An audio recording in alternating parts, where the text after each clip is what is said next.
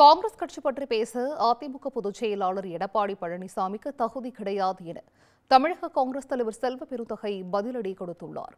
சென்னை விமான நிலையத்தில் செய்தியாளர்களிடம் பேசிய அவர், எங்கள் கூட்டணி பற்றி கவலைப்படாமல் அவர்கள் கூட்டணி பற்றியும் அதிமுக பற்றியும் கவலைப்பட சொல்லுங்கள் என்றும் தெரிவித்தார். கூட்டத்தில் அந்த கட்சியை தூக்கி நிறுத்தினது யாரு? புரட்சி தலைவி அம்மா ஜெயலலிதா அவர்கள். இவங்க ரெண்டு பத்தியும் பாஜக கிரிட்டிசைஸ் பண்ணாங்கல்ல. எம்ஜிஆரை பத்தி என்னென்ன பேசக்கூடாதோ அதை பேசினாங்க.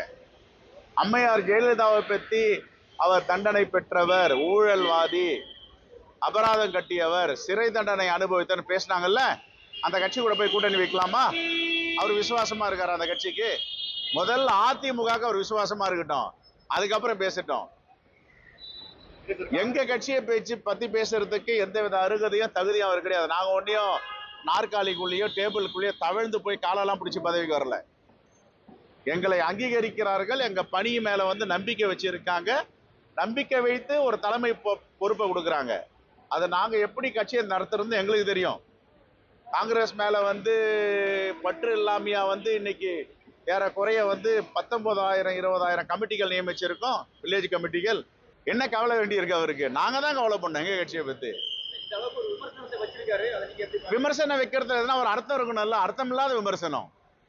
எங்களுக்கு காங்கிரஸ் மேல விசுவாசம் இல்லைன்னா இவருக்கு அதிமுக மேல விசுவாசம் இருக்கா நான் கேட்கிறேன். ஃபர்ஸ்ட் அவரு சரி பண்ணிக்க சொல்லுங்க, அவரு முதுக பார்க்க சொல்லுங்க. திருப்பி அவர் ஒரு விரலை காட்டினா 4 விரல் அவரை காட்டுது. நாங்க கட்சியை வளர்த்துருக்குன்னா எங்க சத்தியமூர்த்தி பொண்ணுல உட்கார சொல்லுங்க. நான் பதவி ஏற்கிறதுக்கு முன்னாடி எவ்வளவு கமிட்டி இருந்தது, இப்ப எத்தனை 1000 கமிட்டியை போட்டிருக்கோம். 30 ஆண்டுகளா 5000 கோடி ரூபாய்க்கு மேல சொத்து என்க்ரோச்மெண்ட்லாம் ஆக்குபை பண்ணி வச்சிருந்தாங்க. அதெல்லாம் மீட்டு எடுத்திருக்கு.